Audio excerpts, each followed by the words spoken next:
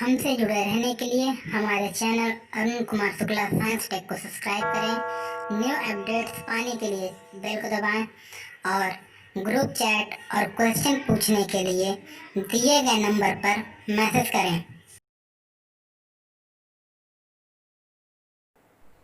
प्यारे बच्चों, आज हम लोग ठोस अवस्था से संबंधित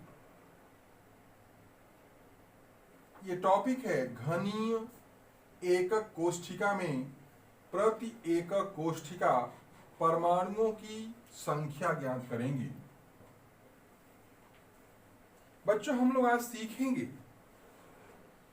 कि जो घनी एकक कोष्ठिका होती है उसमें परमाणुओं की संख्या कितनी होती है। अब जो घनी एकक कोष्ठिका हम लोगों ने इसके पूर्व पढ़ा वो बच्चों 3 प्रकार की सीखा हम लोगों ने। कौन कौन? एक सिंपल क्यूबिक आद्य या सरल घनीय सिंपल क्यूबिक, इसको हम लोग शार्ट में एससी लिखते हैं, सिंपल क्यूबिक। दूसरा काय केंद्रित body centred cubic, BCC body centred cubic. और तीसरा हम लोगों ने सीखा था फलक केंद्रित फेस सेंटर्ड क्यूबिक, एफसीसी। तो जो बच्चों घनीय कोष्ठिका होती है अब वो कितने प्रकार की हो गई? Simple cubic, body centred cubic और फेस सेंटर्ड क्यूबिक। अब इनमें थोड़ा सा और हम लोग देख लें। जो बच्चों सिंपल क्यूबिक होता है उसमें जो इसके अवयवी परमाणु होते हैं वो कहाँ हैं? कॉर्नर्स पे हैं, कोनों पर हैं। देख रहे हैं यहां पर भी कोनों पर। लेकिन जो बॉडी सेंटर्ड होता है उसमें परमाणु या कॉन्स्टिट्यूएंट कण कोनों के साथ साथ एक बॉडी के अंदर होता है, यानी इस काय के सेंटर में होता है। इसीलिए इसको बोलते हैं बॉडी सेंटर्ड क्यूबिक, यानी बॉडी के सेंटर में भी एक होता है। और बच्चों जो एफसीसी होता है इसमें जो परमाणु होते हैं वो कार्नर्स पे होते हैं और इसके साथ साथ जो फलक होता है फेस उस पर होता है। जैसे ये फलक है, इस पर एक परमाणु है, ये ऊपर वाला जो फलक है उस पर एक परमाणु है, इधर का जो ये फलक है ये परमाणु है, ये जो नीचे का फलक है उस पर ये है, ये जो साइड का बैक साइड का है उस पर ये है और जो सामने वाला है उस पर ये। तो यहां पर बच्चों जो फलक होते हैं वो 6 फलक होते हैं। कितने फलक होते हैं? 6। तो एक चीज ध्यान में और रखना है, कॉर्नर्स कितने होते हैं? 8। बॉडी के सेंटर्ड में सेंटर 1 और फेस कितने होते हैं? 6। 8 कॉर्नर, 1 बॉडी सेंटर और 6 फेसेस, यानी 6 फलक। इतनी बात समझ में आ गई? अब बच्चों जो परमाणुओं की संख्या निकालने का कुछ नियम, उन नियमों का उपयोग करते हुए हम लोग किसी भी एकक कोष्ठिका में परमाणुओं की संख्या आसानी से ज्ञात करेंगे। अब थोड़ा सा बच्चों ध्यान रखना है, वो नियम क्या है? नियम कुछ इस प्रकार से हैं। पहला नियम है कि अगर बच्चों कोई परमाणु कहां है? कोण पर है। कोण पर जो परमाणु होता है उसका योगदान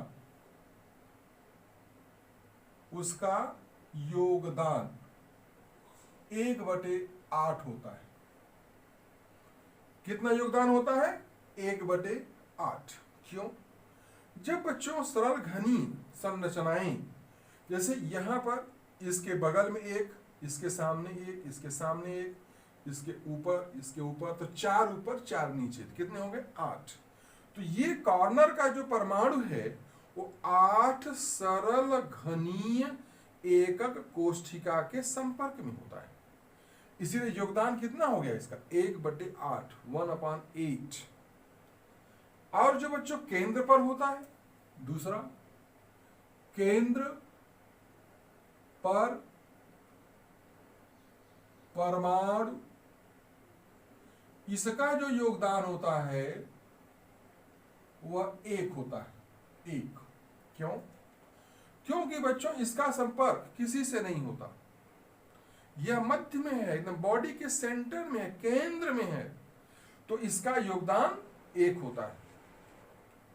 अब जो फलक पर है, तो फलक पर है तो अगर इसके बगल दूसरा आकर के क्रिस्टल आता है तो 2 ही फलक तो आपस में चिपकेंगे, ओनली 2 फेसेस।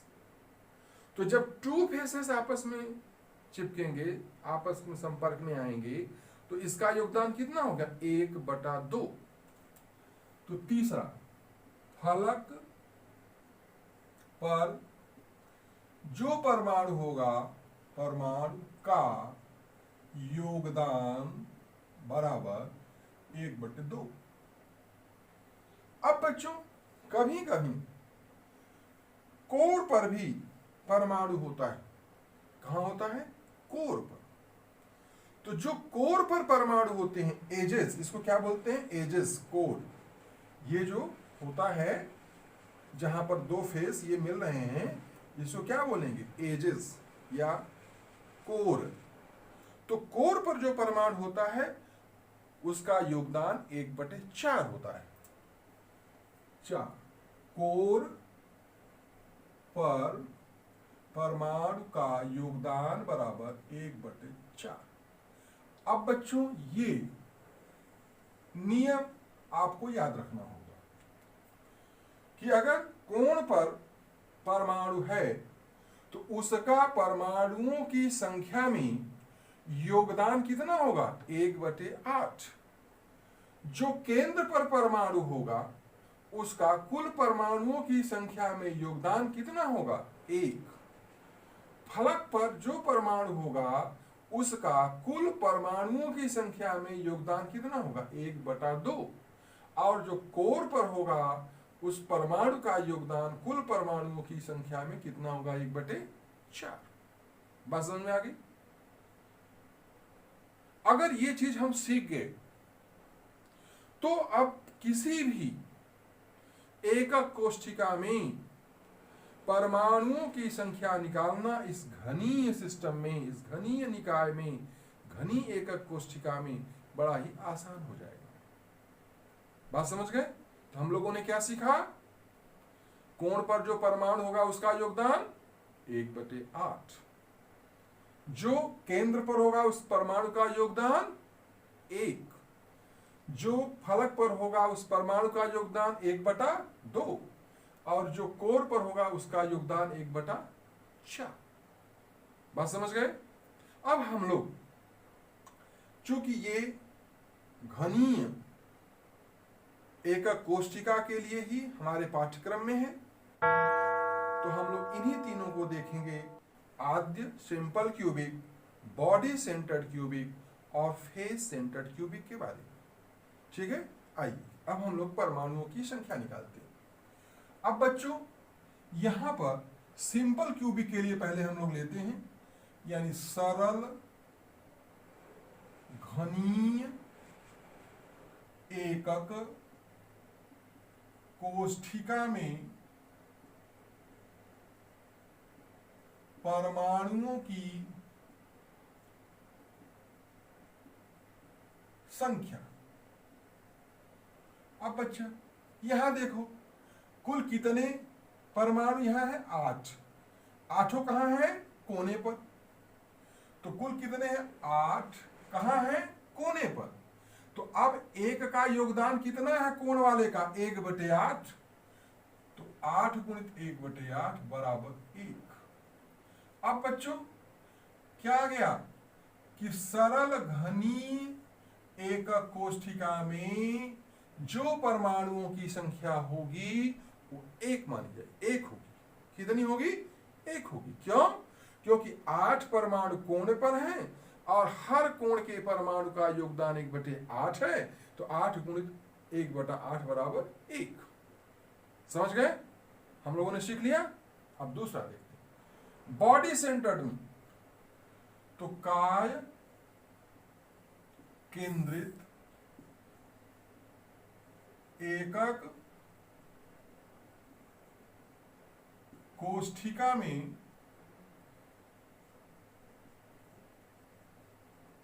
परमाणुओं की संख्या कितनी होगी? बराबर। अब देखो यहां पर बच्चों 8 परमाणु कहां हैं? कॉर्नर पे। 8 परमाणु कहां हैं? कॉर्नर पे। और हर एक का योगदान कितना है? 1/8। धन एक परमाणु कहां है? केंद्र में। और केंद्र वाले परमाणु का योगदान कितना है? 1। तो अब ये केंद्र वाले का योगदान हो गया। तो ये 8 कॉर्नर वाले हैं, तो 8 गुणित 1/8 यानी कि ये किसका योगदान हो गया? बताइए। कोण वाले का। तो कोण वाले का कितना? 1। धन 1 किसका है? ये केंद्र वाले का। अब इसमें कितना आ गया? 2। तो अब काय केंद्रित में जो परमाणुओं की संख्या आएगी वो कितनी होगी? 2। क्लियर हो गया? तो सरल घनी में 1, काय केंद्रित में 2। अब आइए बच्चों हम लोग फलक केंद्रित की बात करें। फलक केंद्रित एकक कोष्ठिका में, ये घन के लिए है सारा, ये जितना हम लोग निकाल रहे हैं ये सरल घनी के लिए है, ये काय केंद्रित घनी के लिए है, और ये फलक केंद्रित घनीय के लिए है। अगर हम लोग यहां कर दें तो ये घनी के लिए, ये ध्यान देना है, यहां पर भी फलक केंद्रित घनी के लिए है। अब इसमें परमाणुओं की संख्या कितनी होगी बच्चों? परमाणुओं की संख्या, तो कुल संख्या बराबर, अब यहां कोने पर कितने हैं? 8। तो 8 गुणित 1/8, ये तो कोने वाले का योगदान हो गया। और फलक पर कितने हैं? 6। 1 2 3 4 5 और 6। धन 6 गुणित, अब इसका योगदान 1/2, तो कितना हो गया? 1 धन 3 बराबर 4। यानी कि अब फलक केंद्रित घनी एकक कोष्ठिका में कुल परमाणुओं की संख्या कितनी आ गई? 4। तो प्यारे बच्चों, हम लोगों ने जो सीखा आज, क्या सीखा? कि घनी एकक कोष्ठिका में प्रति एकक कोष्ठिका परमाणुओं की संख्या क्या होगी, कैसे निकालेंगे? यानी एकक कोष्ठिका में, या कहें कि अवयवी कणों की संख्या की गणना कैसे करेंगे, तो उसके लिए कुछ नियमों को देखा हम लोगों ने। और यहां पर सरल घनीय लिया, तो अब ये सरल घनी, काय केंद्रित घनी और फलक केंद्रित घनी लिया। ये घनीय एकक कोष्ठिका के 3 प्रकार हैं। तो सरल घनी में कुल परमाणुओं की संख्या कितनी आ गई? 1। बीसीसी में कितनी आ गई? 2। और फलक केंद्रित में कितनी आ गई? 4। तो इस तरह से बच्चों हम लोगों ने जो सीखा, क्या सीखा? कि घनीय एकक कोष्ठिका में जो परमाणु हैं उनका योगदान कितना। एक चीज और ध्यान से देखिए, जैसे यहां पर बच्चों आद्य में केवल कोण वाले परमाणु का योगदान है, फलक पे नहीं है, तो फलक का योगदान क्या होगा? 0। केंद्र में भी नहीं है, तो इसका योगदान भी क्या होगा? 0। कभी अगर कोई पूछ ले कि सरल घनी में फलक पर उपस्थित परमाणुओं का क्या योगदान होगा, तो चूंकि फलक पर है ही नहीं, केंद्र में है ही नहीं, तो उनका योगदान क्या होगा? 0। जैसे बच्चों काय केंद्रित है, तो काय केंद्रित में कोण पर तो है, केंद्र पर है, इनका योगदान तो होगा। लेकिन फलक पर कोई भी अवयवी कण नहीं है, तो उसका योगदान क्या होगा? 0 होगा। फलक केंद्रित है, तो यहां बच्चों कोण का योगदान होगा, फलक वाले का योगदान होगा, लेकिन बॉडी सेंटर्ड में नहीं है, तो बॉडी सेंटर्ड का योगदान क्या होगा? 0 होगा। तो एक चीज ध्यान रखना है, यहां पर बॉडी सेंटर्ड माने काय केंद्र वाले का और फलक वाले का योगदान 0, यहां फलक वाले का योगदान 0 और यहां पर केंद्र वाले का योगदान 0 होगा। ध्यान रखना है, इसे भी हम लोग अपने मस्तिष्क में रखेंगे। इस बात को भी कभी कभी कॉम्पिटिटिव एग्जाम में ऐसे भी प्रश्न आ जाते हैं कि सिंपल क्यूबिक में जो फलक पर है उसका योगदान कितना है? 0। केंद्र वाले परमाणु का योगदान कितना है? 0 है ही नहीं। यहां पर फलक वाले का योगदान कितना है? 0, क्योंकि काय केंद्रित में फलक पर कोई परमाणु है ही नहीं। फलक वाले में पूछ दिया कि केंद्र वाले का योगदान कितना है, तो 0, क्योंकि यहां पर केंद्र पर कोई भी परमाणु है ही नहीं। बात समझ गए प्यारे बच्चों? तो आज हम लोगों ने क्या सीखा? हम लोगों ने ये सीखा कि प्रति एकक कोष्ठिका में परमाणुओं की संख्या कैसे ज्ञात करते हैं। ठीक है, धन्यवाद।